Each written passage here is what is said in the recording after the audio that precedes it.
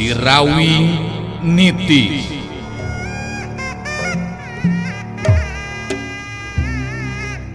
Sorot Panon Rasanti alias Munarsi, sakapeung galak gular giler, galak mataksieun anu borangan, sakapeung deui ciga anu melong kosong, arang ngiceup seperti jalma biasa, kitu nate lantaran aya dina pangaruhna Nini Karimun Sakti. Dongeng Sunda Romansilat ngajujut laku mapai rundayan carita hiji jajaka katurunan Jawara Sunda. Sirawing Nitis.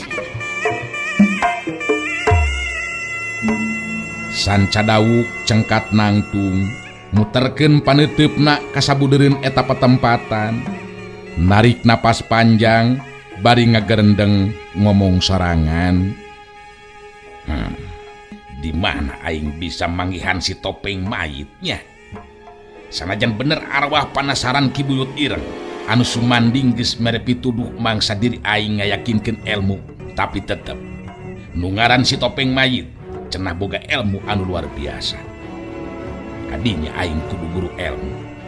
Ku cara kitu kakara bisa malaskan nyeri ka Sirawing. Sirawing Nitis digarap Kumang Inoy, naskah Yasana Yat R, pangreka jeung panyeup sora Udi Gibran, dibaturan Kukang Awe, teknik jeung editing garapan Nopan Cahya Lagawa, dibaturan Kukang Ence, pangjejer gawe Muhammad Ismail Haufansa.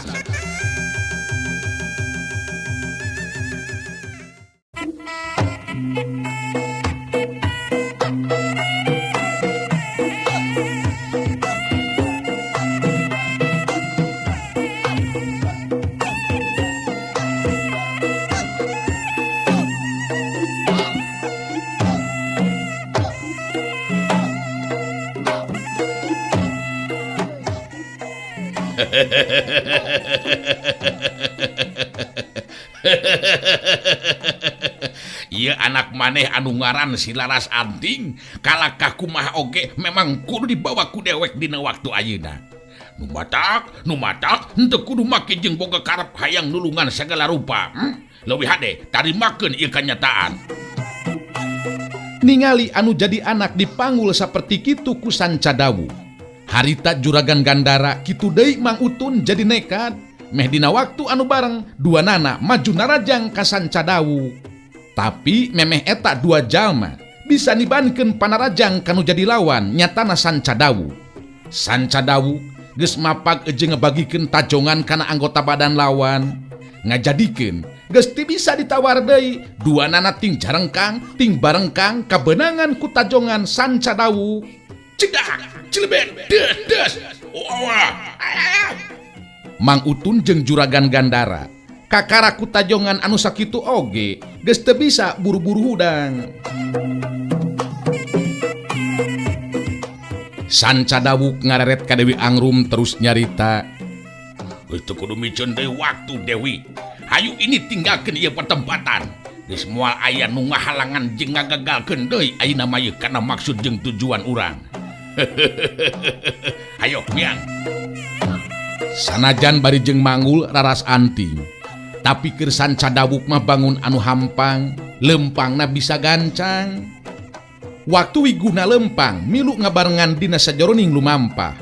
Harita dijelaskeun ku Sanca Dawuk ngeunaan wiguna anu bakal milu ke tempatna si topeng mayit. Tah, jadi ieu wiguna teh muridna Sirawing, musuh urang ieu Dewi. Ngan ayeuna mah jadi balik arah. Sabab guguru ka Sirawing eueuh hartina. Ku akang geus dijelaskeun lamun hayang jadi jago anu leuwih hade, anu leuwih jaya, anu leuwih unggul, punjul elmuna tuturkeun cabak-cabak akang cekeng teh kitu. Dewi Angrum jadi ngarti ayeuna mah. Leuwihna ti kitu Dewi Angrum oge bisa ngarti moal samata-mata wiguna dimangpaatkeun ku Sanca Dawuk lamun Sanca Dawuk teu boga rarancang anu sejen. Kadenge harita Dewi Angrum nyarita. Naon anu dilisankeun ku Kang Sanca memang bener wiguna. Kangaranan guru ilmu ka Sirawing moal aya hartina. Sabab dina waktu anu moal ladai si Rawing bakal eureun jadi jalma. Hartina ngaranna bakal leungit tina kahirupan dunya kajawaraan. Wiguna ngareret ka Dewi Angrum terus nyarita. Nu matak kuring ayeuna rek nuturkeun Kang Sanca oge ieu teh ce. Sabab geus kapikir sekaligus kuring teh hayang bisa tepung di kieu na ye jeung si Topeng Mayit teh. Eta memang anu bakal jadi pamimpin urang Wiguna. Malah lain bae anu bakal mimpin urang, tapi oge anu bakal mimpin di dunya kajawaraan. Eta kanyataan bakal bisa kabandungan ku urang dina waktu anu moal ladai Wiguna. Sabab si Rawing bakal binasa ku si Topeng Mayit di Tegal Rucuk. Kumaha Kang Sanca? Tos ditepikan ka si Rawing panangtang ti si Topeng Mayit teh Kang? Enggeus, ku akang ditepikeun Dewi, geus ditepikeun. Tapi si Rawing kabeneran keur eueuh di tempat. Ngan, ku akang diomongkeun ka si Saraswati jeung si Rasanti nu jadi anakna. Eta anak jeung pamajikan si Rawing kalakah ngambek, kapaksa we ku akang teh ditindak. Padahal mah geus we atuh langsung paehan sakaligus Kang. Suka meureunan kana hatena oge geus tumpur kulawargana si Rawing mah. Akang teu wani ngalakukeun tindakan kitu Dewi. Bisi akang disalahkeun ku si Topeng Mayit. Hartina tindakan anu mawa karap sorangan. Kajaba lamun memang aya parentah ti si Topeng Mayit, tangtu ku akang bakal dilaksanakeun. Tapi cek perasaan mah Kang, si Topeng Mayit oge moal nanaon? Upama urang ngalakukeun tindakan merenan jiwana kulawarga si Rawing. Sebab jelas si Rawing ngepanan musuh urang sadarea Kang. Cek urang kitu soteh Dewi. Tapi cantang tuh cek pikiranana si Topeng Mayit mah. Akang mung nyieun kesalahan Dewi. Anu akhirna malah maksud jeung tujuan urang teu bisa laksana. Mangsa nambahan ajen pangarti ka si Topeng Mayit. Tah nu matak akang teu bisa mawa karep sorangan yo. Dewi Angrum ngadenge caritaan ti Sanca Dawuh kitu mah teu bisa deui panjang lebar nyaritana. Tiluanana terus lumampah, meh henteu leureuh sakali-kali acan lantaran hayang bisa buru-buru tepi ke tempat anu dituju. Waktu tepi ke tempat dumuk matuhna si Topeng Mayit, kadatanganana dibagiakeun ku si Topeng Mayit. Ningali Sanca Dawuh hasil mawa babandan, nyatana laras anting. Si Topeng Mayit sikep jeung caritaanana jadi bager, nandakeun hatena anu suka jeung sugema. Tetela, ayeuna mah geuningan ilaing teh hasil ngalaksanakeun pancen dewe. Si laing geus hasil mawa si laras anting. Ke, Lanan. Memeh dewek neruskeun omongan. Rada kaget ieu. Sabab aya jajaka anu milu geuningan. Anyar pinanggih ke dewek mah. Coba, saha ieu jajaka teh Sanca? Si Topeng Mayit dina waktu harita jadi terus nanyakeun ngeunaan Wiguna anu memang kawilang anyar pinanggih keur manehna mah. Ku Sanca Dawuh terus dijelaskeun ngeunaan Wiguna. Dicaritakeun panjang lebar, anu akhirna Wiguna boga tekad pikeun ngabaktikeun diri ka si Topeng Mayit. Si Topeng Mayit ngabandungan keterangan ti Sanca Dawuh pinuh perhatian. Teu lila Sanca Dawuh terus mungkas caritaanana. Tah kitu Ki Guru. Jadi ieu Wiguna teh boga maksud rek bakti diri ngabdikeun diri sapinuhna ka Ki Guru. Sabab pikeun ngahontal cita-citana memang iwal ti kudu ka Ki Guru. Sedengkeun ngeunaan panangtang ti Ki Guru ka si Rawing terus ditepikeun ka kulawarga si Rawing. Sabab kebeneran si Rawing mah keur eueuh di tempat kitu ta Ki Guru. Ku Sanca Dawuh oge dijelaskeun ngeunaan Saraswati jeung Rasanti, pamajikan jeung anakna si Rawing anu kapaksa ditindak sabab maranehna duaan anu narajang ka Sanca Dawuh.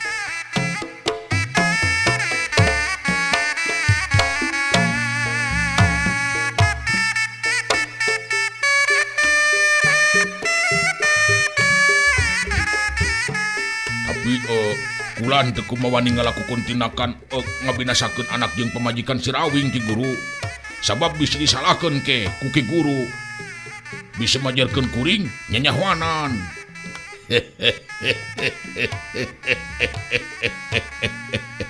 Alus. Memang kudu kitu lamun bener ilai ngabdi ka dewek sanca. Setiap tindakan henteu mawa karep sorangan, tapi kudu aya izin ti dewek. Ku dewek terus terang di ajenan tasikep ejeng tindakan ilaing anu teu mawa karep sorangan sanca. Tah ayeuna dewek rek tumanya ka ilaing Wiguna. Bener, iraing rek ngabakti diri sebaraga ka dewek. Wiguna tembong dina waktu harita ungeuk henteu wani lila bantrok paneuteup ejeng si Topeng Mayit sabab serab karasana. Kadenge Wiguna harita nyarita. Memang telepat kuring pangna ayeuna nuturkeun ka Kang Sanca oge lantaran ngarasa taya hartina guru ilmu kasirawi. Ku ayeuna kitu muga be ulah henteu ditarima ieu diri abdi dina waktos ayeuna dongkap ka ieu patempatan sejak ngabakti ka salira.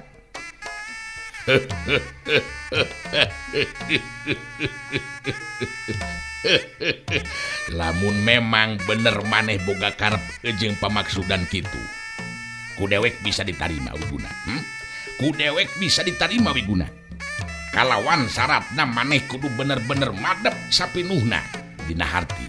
Ulah coba-coba rek ngabangkang ejeng hianat ka diri dewek. Kaharti. Kaharti tinang tos bakal dilaksanakeun naon rupi parentah jeung pancen salira ki guru.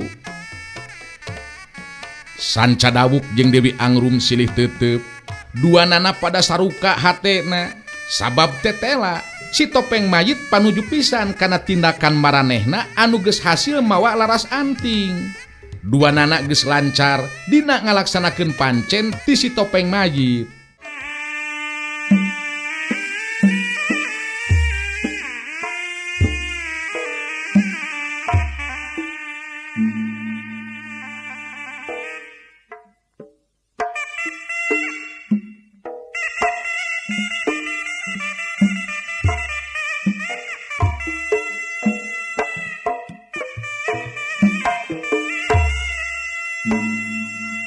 Kadenge harita si Topeng Mayit nyarita deui ditujukeun ka Dewi Angrum.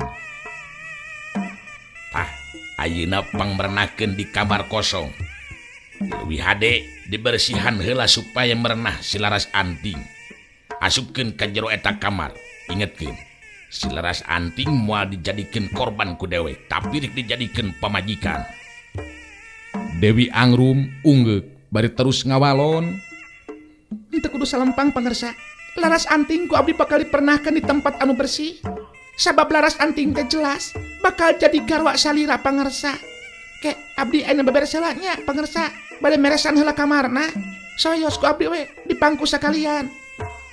Laras anting dipangku ku Dewi Angrum terus dibawa asup ka jero imah tempat cicingna si Topeng Mayit. Nu saterusna Dewi Angrum meresan ejeng ngebersihan heula kamar anu bakal dipake ku laras anting. Kaayaan laras anting masih keneh tacan sadar dina kapiuhanana.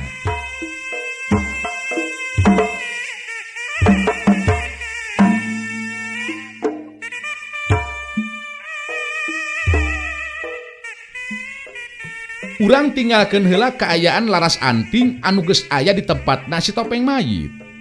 Caturkeun harita ayu manganti bari mangku jaka sinangling di baturan ku Bah Johar anu milu ngajejeran sakaligus jadi tuduh jalan. Akhirna tepi ke tempat anu dituju. Memang bener guha legok panamping teh kawilang jauh kaditu ka dieu. Malah bisa karasa siakna oge memang beda nandakeun tempat anu arang langka kasabaku jalma. Pantes lamun sawatara jalma nyebutkeun tempat anu sanget. Jaka sinangling digolerkeun dina luhur jukut garing. Sedengkeun ayu manganti jeung Bah Johar dariuk ngaleureuhkeun ka cape ejeng ngiciskeun kesang. Kituna teh bari jeung ngawaskeun ka lebah lawang guha. Bah Johar kadenge harita ngomong lalaunan. Leureuk heula be di dieu Nyi Mas. Ngan tetep sanajan bari jeung kitu urang kudu waspada ieu nya. Sabab teu mustahil upama di jero guha teh aya naon-naon. Wayahna Abah moal bisa milu ngajajabkeun ka jero guha namanya. Lantaran terus terang Abah mah teu bisa silat, bisi aya naon-naon ge.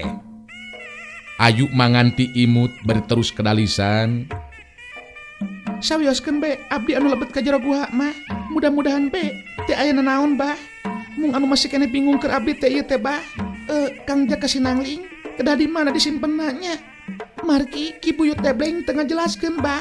Kedah kumaha-kumahana mung nyaurkeun teh dicana kalebet guha legok panamping be. Nya ari cik abah mah teangan be tempat anu sakirana mernah sarta bisa dipake ngagolerkeun Jaka Sinangling.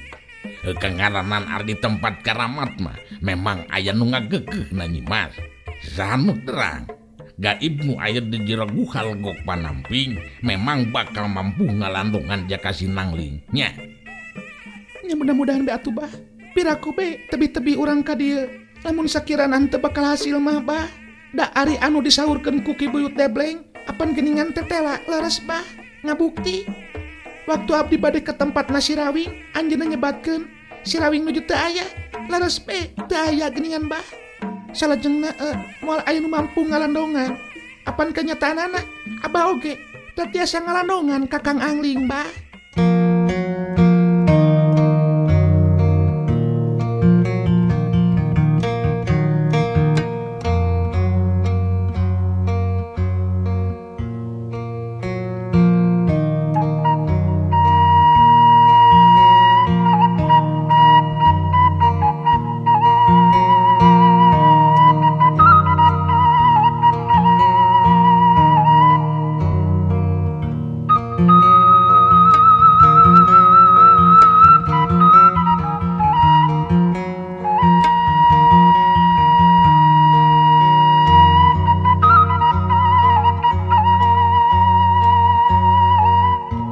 Bah Johar ungut-ungutan bari terus kedal deui lisan.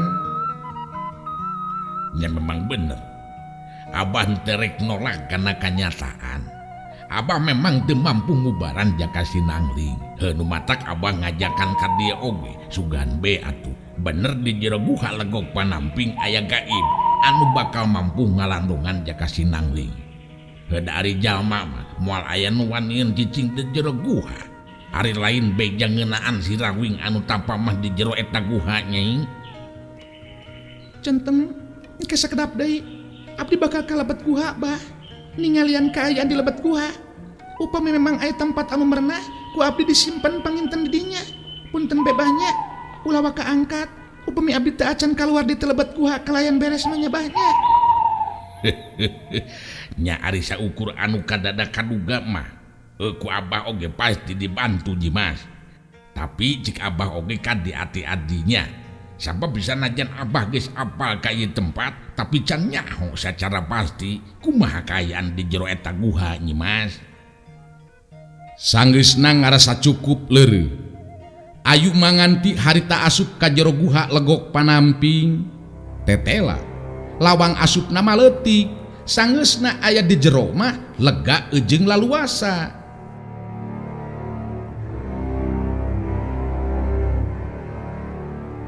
Ayu manganti henteu ningalian terus nepikeun ka jero. Dalah lamun terus ningalian ka bagian jero nama pasti bakal papanggihan jeung Sirawing anu keur numpi diri di jero eta guha legok panamping. Teu jauh ti lawang guha asup saeutik. Ku Ayu manganti katingali aya batu datar anu nemprak jeung hideung meles semu anu herang teu beda ti tempat sare.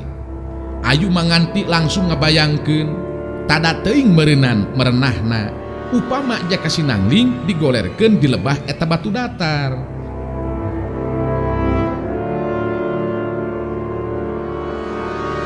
Ayu manganti mariksa ningalian eta batu datar tea bari ngomong sorangan dina jero hatena. Merenah cikeuna mah lamun Kang Angling digolerkeun di dieu. Tapi anehna teh beuteuk karasa pangaruh naon-naon. Anu cenah majarkeun ieu tempat teh sanget jeung aya nu ngageugeuhna. Tetela eueuna naon geuningan.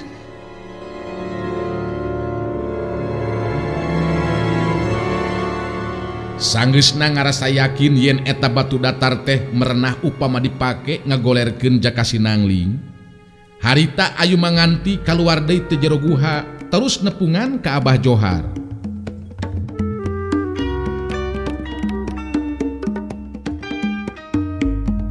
Ningali Ayu Manganti geus kaluar ti jero guha. Harita Bah Johar langsung tumanya ka Ayu Manganti. Kumaha Mas? Aya tempat anu keur merenahkeun jaka Sinangling teh. Kumaha deui kaayaan di jero guha teh Mas? Di lebet gua teh tetela geuningan lelega bah. Abdi kelarsan mendakan bah tempat anu merenah teh. Aya batu datar anu nemprak kalayang tiasa dianggo keur ngagolerkeun Kang Angling bah.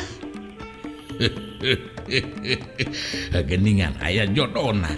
Bener mun kitu mata katerangan ti Ki Buyut debleng deui Mas. Di dieu di guha legok panamping pikeun mulihkeun kaayaan jaka Sinangling. Nanging abdi anu masih kene bingung teh. Upami Kang Angling tos lebet, abdi kedah kumaha? Nangiringan tosan di lebet guha kitu. Bah Johar tembong di waktu harita ngahuleng sakedeung siga anu keur mikir. Neuteup ka Ayu Manganti teu lila terus nyarita. Ari cik Abah mah Nyi Mas Ayu Manganti mending keneh ngadaguan di luar. Sabab ari cek pikiran Abah mah pasti bakal ayat cara gaib ieu mah ieu anu ngubaran ka jaka Sinangling teh. Jadi cobaan be cek Abah mah nya ku Nyi Mas daguan di luar menang sapeuting mah. Tah engke kari kumaha hasilna mun teh tela aya parobahan memang kitu kuduna sikep nu dilakukeun ku Nyi Mas Ayu nya. Ayu Manganti ungeuk. Tanda satuju kana nasehat ti Bah Johar anu nyarankeun supaya Ayu Manganti ngadagoan di luar henteu kudu cicing di jero guha. Kadenge Ayu Manganti harita nyarita deui. Ku abdi bade dicobian bah. Tos kieu mah tenang ka abdina oge. Kantun ngebuktoskeun hasilna. Mudah-mudahan be dikersakeun Kang Angling pulih deui saperti bihari bah. Abah milu ngadoakeun Nyi Mas. Sing laksana dinekanan pamaksadan. Atuh ayeuna ieu hampura Abah lain teh hayang terus ngebaturan di dieu nya. Ngan dilamur deui bisi aya anu datang minta tulung. Abah kapaksa kudu amitan ieu ayeuna Nyi Mas nya. Kumaha? Ludeung Nyi Mas di dieu. Ayu Manganti imut. Kangaranan lila babarengan ejeng Nyai Windu Apsari anu jadi guruna. Sanajan di tengah leuweung oge tangtu be taya istilah make kudu keung atawa sieun. Henteu kedah salempang bah. Abdi tos kalatih kangaranan aya di tengah pileuweungan mah. Centen bilih Abah bade mulih. Mangga bah. Margi leres bah. Bilih aya nu bade minta turung deui ka Abah. Awatos bah.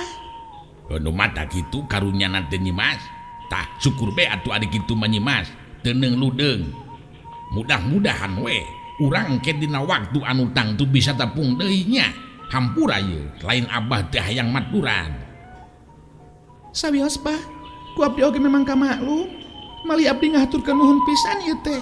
Tos dijejeran dugikeun ka dieu ku Abah. Cacakan upami teu dijejeran ku Abah mah. Da centang tos abdi tiasa dugi ka dieu bah. Sanggeusna jaka Sinangling dibawa ka jero guha digolerkeun dina lebah batu anu datar teh. Ayu Manganti kaluar deui. Bah Johar mah terus indit balik deui ka lembur.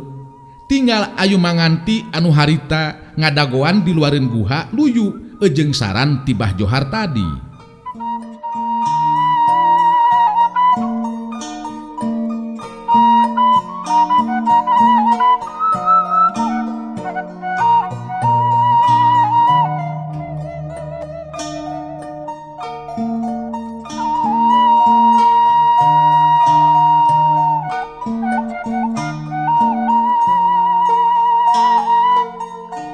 Inditna Bah Johar ngajadikeun Ayu Manganti cunggelik sorangan eueuh batur ngobrol.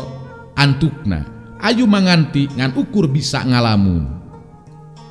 Ayu Manganti jadi ngabayangkeun deui upama jaka Sinangling jajaka buah hatena geus pulih deui cager saperti bihari. Bakal terus babarengan muarek pisah deui sanajan nepikeun ka iraha bae oge. Dina poe-poe anu bakal datang tur dina poe anu bakal disorang.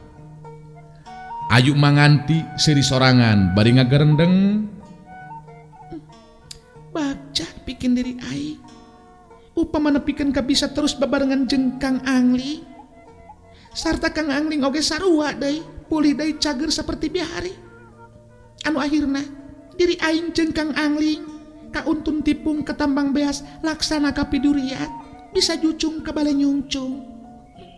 Kang Angli, anjeun kudu pulih deui Kang supaya urang tiasa sasarengan Kang. Tapi anu dibayangkeun ku Ayu Manganti aya deui hal anu sejen.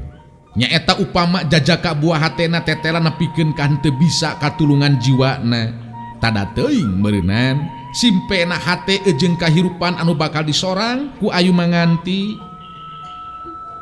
Mun teh mah Kang Angling nepikeun ka teu bisa ditulungan, tada teuing simpe jeung sepina meureunan di hate aing. Mana teuing simpena ti poe ka poe teh diri aing meureunan. Aing bakal dipinuhan ku rasa kasedih jeung kana langsaan. Betaya hartina hirup aing upama nepikeun ka teu bisa babarengan jeung Kang Angling teh. Bet asa leuwih hadap ponok umur abdi teh Kang Angling. Anjeun kedah pulih deui saperti sabihari Kang. Demi kabagjaan urang duaan. Abdi muntang ka salira Gusti. Muga Kang Angling anu dipika cintaku dari abdi sing jag-jag deui sing pulih deui sabihari. Cinta urang ulah nepikeun ka sirna, ulah nepikeun ka musna, ngan ukur tinggal harapan Kang. Kang Angling, ieu abdi Kang. Ayu Manganti dina hatena jadi terus muntang kanu Maha Agung miharep sangkan Jaka Sinangling anu jadi buah hatena salamet aya dina panang tayungan mantena.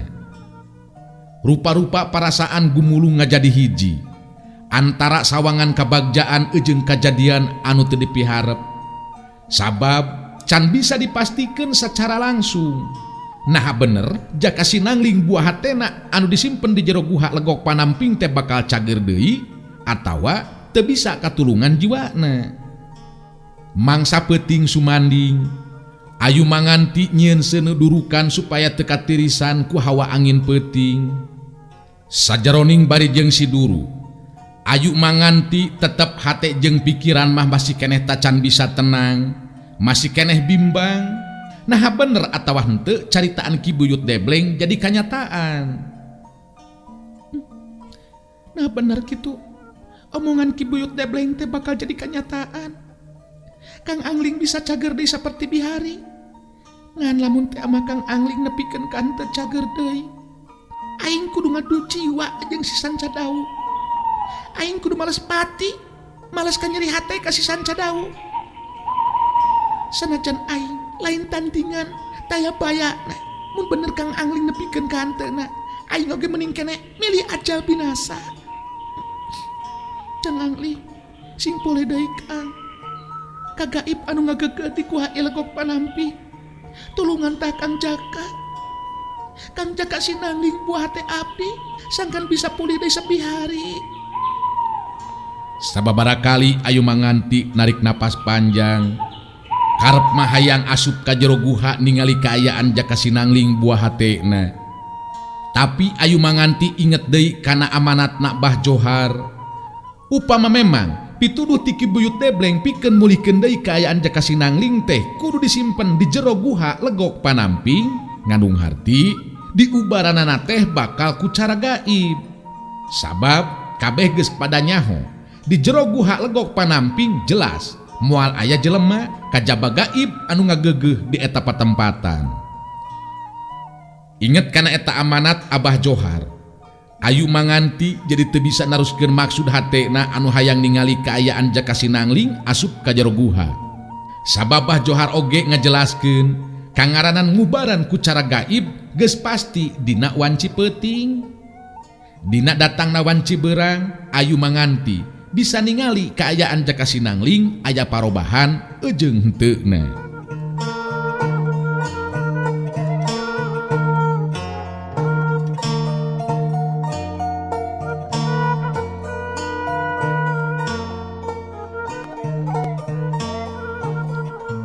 Caturkeun harita Jaka Sinangling anu aya di jero guha. Katingali Jaka Sinangling ngaradapan kajadian anu kawilang aneh. Sabab ngimpi panggih jeung si Rawing anu jadi bapakna. Anu saterusna dina eta impian, Jaka Sinangling dilatih jurus ku si Rawing, malah terus dilatih ngeunaan olah tata napas. Anu leuwih kaget deui upama teh mah aya anu pareng kebeneran merhatikeun. Harita Jaka Sinangling dina kaayaan panon masih keneh peureum teu beda ti anu ngalindur. Huthet sorangan latihan jurus. Geus cukup dila latihan jurus, kesang masihan sakujur awakna. Jaka Sinangling terus diuk dina luhur batu nemprak teh. Diuk sila bari terus ngatur renghapa napasna. Upama seug ayu manganti kabeneran ningali kana eta kajadian, piraku henteu kaget. Sabab Jaka Sinangling buah hatena ngalakukeun gerakan-gerakan ilmu silat anu lain handap-handap ajena. Malah latihan tata napas anu dilakukeun ku Jaka Sinangling mangrupa latihan olah tata napas pikeun ngantepkeun kekuatan tanaga lapisan. Sanggeusna beres latihan jurus jeung olah tata napas, Jaka Sinangling katingali ngagolerkeun deui awakna di tempatna. Dina poe isukna bareng jeung meletekna panon poe, malah ayu manganti geus beres mandi ti walungan, geus teu sabar harita manehna langsung asup ka jero guha. Kaget pacampur jeung bungah ayu manganti dina waktu harita, sabab katingali Jaka Sinangling keur diuk dina luhur batu anu nemprak, kaayaan anu meh teu bisa dipercaya ku ayu manganti dina waktu harita. Ayu manganti gancang nyampeurkeun, diuk dina luhur batu anu hiji deui nying hareup ka Jaka Sinangling. Dua teutepan awor, ayu manganti imut bari terus nyarita.